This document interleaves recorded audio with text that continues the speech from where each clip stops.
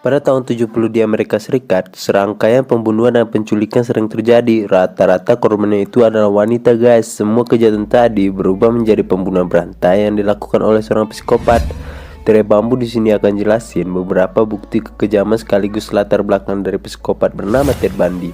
Dan kita ingetin, jangan lupa klik tombol subscribe dan lonceng juga ya guys. Tampan menawan, berkarisma, cerdas, pendidikan bagus, seorang psikolog. Itulah kelebihan yang dimiliki sama Ted Bundy ini. Pria dengan karunia sebanyak itu biasanya condong ngelakuin hal positif buat ngedapetin popularitas yang diinginkan. Tapi enggak buat si Ted Bundy. Si Ted ini justru kelebihannya tadi buat ngelakuin hobi sakit jiwanya guys, yaitu pembunuhan berantai kepada korban-korban wanita yang berhasil dia jerat. Mungkin di Indonesia nggak banyak orang yang tahu tentang playboy psikopat yang satu ini, tapi di Amerika Serikat sana Ted Bundy tercatat sebagai orang gila terkejam yang paling ditakutin di abad ke-20. Dikabarkan korban yang dihabisin mencapai ratusan orang selama tahun 1970-an. Tetapi dia cuma ngakuin 36 pembunuhan dari 7 negara bagian di Amerika Serikat pada tahun 1974 sampai 1978. Setelah berhasil menjerat para korban, dia bakal membunuh dan mengoleksi beberapa kepala mereka untuk dijadiin kenang-kenangan sebagai tanda keberhasilannya. Totalnya ada 12 kepala yang ditemuin polisi dalam apartemen milik Ted. Dia punya kelainan grofilia. Setelah korbannya dibunuh, dia suka memperkosa mayat mereka. Dan bukan itu aja, mayat korbannya bisa dikunjungi berulang-ulang kali untuk didandani serta diperkosa lagi. Dan bakal berhenti kalau jasadnya itu sudah membusuk. Ya, dengan kegantengan dan karismanya, dia ngelabuin para korbannya tuh guys. Bahkan memanipulasi polisi memakai segala macam cara agar bisa selalu lolos. Gara-gara itu, pengacara terakhirnya Polly Nelson menjadi sosok asli sebagai definisi kejahatan paling kejam. Tapi sebelum kita membahas lebih jauh soal kejahatan dan kegilaannya, mari kita simak guys latar belakang si Ted Bundy semasa kecil dulu. Ted Bundy dirinya lahir dengan nama Theodore Robert Cowell pada 24 November 1946 dari wanita yang gak menikah bernama Eleanor Louise Cowell. Banyak orang berprasangka kalau ayah si Ted itu adalah kakeknya sendiri yang terkenal kejam, temperamen, dan suka ngelakuin kekerasan. Gara-gara itu kakek dan neneknya mengangkat Ted menjadi anaknya sendiri. Pada tahun 1987, Ted bercerita ke pengacaranya kalau kakeknya itu adalah orang yang rasis, fanatik, suka memukul Ted dan juga ibunya. Pas masih tinggal sama kakeknya, Bundy yang masih kecil berusia 3 tahun sebenarnya udah mulai nunjukin gelagat gangguan mental. Menurut cerita bibinya bernama Julian Cowell, dia pernah kebangun dari tidur dan ngeliat si Ted di sampingnya sambil memegang pisau dan tersenyum. Setelah Ted menginjak usia 5 tahun, dia dan ibunya pindah ke Tacoma, Washington karena diperlakukan makin buruk oleh sang kakek. Nah, habis pindah, ibunya menikahi seorang juru masak rumah sakit bernama Johnny Bundy yang kemudian menjadi asal-usul nama belakang buat Ted Bundy. Semasa Ted bersekolah di Tacoma, Ted pun mulai punya kebiasaan aneh seperti sering berkeliaran di perkarangan tetangga, memeriksa berbagai tempat sampah cuma buat nyari foto wanita telanjang. Ted suka nemuin majalah dewasa, cerita-cerita detektif yang di dalamnya berisi kekerasan seksual, dan terkadang suka ngintip cewek tetangga yang lagi ganti baju di rumah mereka. Setelah Ted lulus dari SMA, dia masuk ke Universitas Washington pada tahun 1966 dan dirinya jatuh cinta pertama kali sama teman kuliahnya guys yang bernama Stephanie Brooke. Tapi kebahagiaannya cepat hilang guys setelah diputusin sama Stephanie dengan alasan kalau Ted kekanak-kanakan. Karena sakit hati diputusin, Ted Bundy itu bertekad buat buktiin kalau dia itu bukan seperti yang Stephanie bilang. Pertengahan tahun 1970, Ted Bundy fokus membahas perbuatan mantan pacarnya dengan balik ke Universitas Washington mengambil jurusan psikologi. Dan bukan main tuh guys prestasinya. Setelah beberapa semester, dia dianggap murid terpandang dan digemari oleh para profesor di kampusnya. Setelah lulus tahun 1972, Ted Bundy menunjukkan potensinya di bidang politik dan hukum dengan ikut campur dalam proses kampanye pemilihan gubernur Washington untuk Partai Republik. Dia pun kemudian ngambil jurusan hukum di UPS Law School, keterima karena rekomendasi dari rekan-rekan Partai Republiknya dalam pemilihan gubernur itu. Semua motif prestasinya terungkap pas lagi ditugasin ke California untuk urusan Partai Republik. Dia berusaha lagi tuh guys buat deketin mantannya Stephanie dengan nunjukin kualitas dirinya saat itu.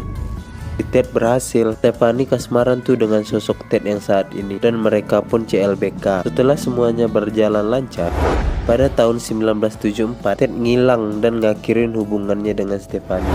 Pas Stephanie nanya alasan kenapa diputusin, si Ted tuh dengan tenangnya membalas, "Stephanie, kamu ngomong apa sih?" Balasannya terbayar. Semua itu dia raih cuma buat balas dendam. Segala urusan politik dan perkuliahannya langsung dia tinggalin. Dan sejak saat itu guys, Ted Bundy pun berubah. Pada tahun yang sama, 1974, Ted Bundy itu belum ngelakuin pembunuhan guys, tapi dia ngelakuin penyerangan sama wanita 18 tahun bernama Karen Park, yang mana adalah seorang mahasiswa dan juga penari dari Universitas Washington. Saat itu Ted masuk ke apartemen Karen dan memukulnya pakai batang besi, kemudian melakukan pelecehan seksual dengan batang besi itu guys.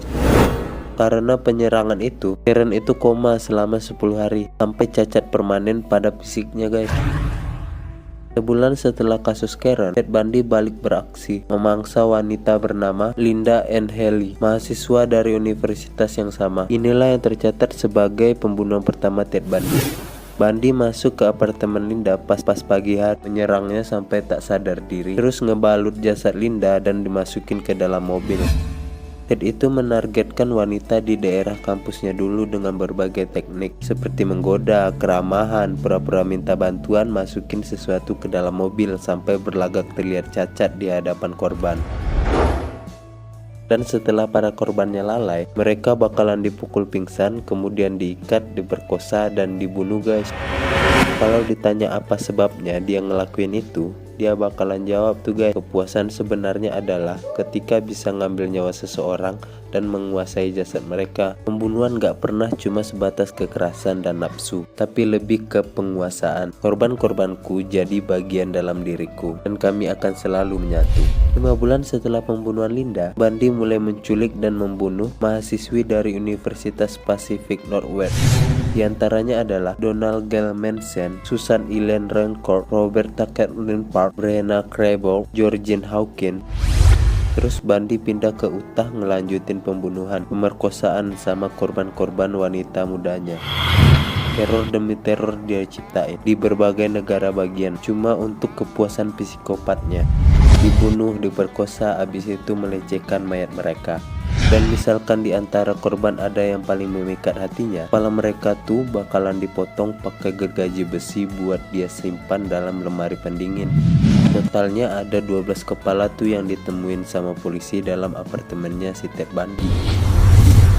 Ted Bundy menganggap kepala-kepala tersebut buat trofi kenang-kenangan yang bisa menghiburnya saat dia tidur. Baru deh pada tahun 1975, Ted tertangkap saat lagi mengemudi dari pinggiran kota Salt Lake karena polisi berhasil nemuin topeng, borgol, tali, dan benda tumpul dalam mobilnya. Gara-gara itu dia pun langsung disangka dalam kasus penculikan dan pembunuhan sebelumnya, dan tetap aja dia bisa lolos dengan pengetahuan, karisma, serta emosi psikologinya yang bikin orang percaya kalau sosok Ted Bundy ini gak mungkin ngelakuin hal semacam itu. Terhitung ada 3 kasus pengadilan yang dia lewatin. Pertama pas didakwa melakukan pembunuhan di Colorado. Kedua lewat dari kasus pembunuhan Kevin Campbell dengan cara kabur dari penjara. Tapi ya yang namanya kejahatan gak bakal bisa deh diumpetin lama. Januari 1989 di Florida, Ted Bundy gak bisa ngelak lagi pas ketangkap dan diadili untuk ketiga kalinya. Dikabarkan ada korban yang berhasil kabur dari tikaman Ted Bundy dan langsung ngelaporin identitasnya ke polisi. Nama Ted Bundy pun terekspos ke publik sebagai buronan pembunuh yang harus diberantas. Alhasil karena sering jadi buronan, dia pun bisa ketangkap dengan mudahnya guys. Dengan berbagai bukti yang dikumpulin dari berbagai saksi termasuk keluarganya sendiri, Ted Bundy kalah telak dan langsung dijatuhin hukuman mati untuk terpanggang di kursi listrik. Tapi ada seorang ibu korban yang protes sama hukuman itu. Si ibu bilang kalau kursi listrik itu nggak sepadan sama kelakuan Ted Bundy dalam menyiksa, membunuh, dan melecehkan mayat korban. Banyak yang berpendapat sama tuh guys, kalau pengakuan Ted Bundy yang cuma ngelakuin 36 pembunuhan ini menurut mereka tuh nggak benar sama sekali. Sebagian pihak bilang kayaknya udah nyampe 100 korban jiwa yang direnggut oleh sosok Ted Bundy. Itulah yang bikin namanya dikenal sebagai pembunuh berdarah dingin terkejam dalam sejarah kriminal di Amerika Serikat. Satu pelajaran yang perlu kita petik dari kisah hidup Ted Bundy adalah jangan menilai orang dari tampang luarnya aja. Kita nggak tahu ada apa di balik orang asing yang nggak kita kenal. Karena semua korban Ted Bundy terjerat dengan penampilan luarnya saja.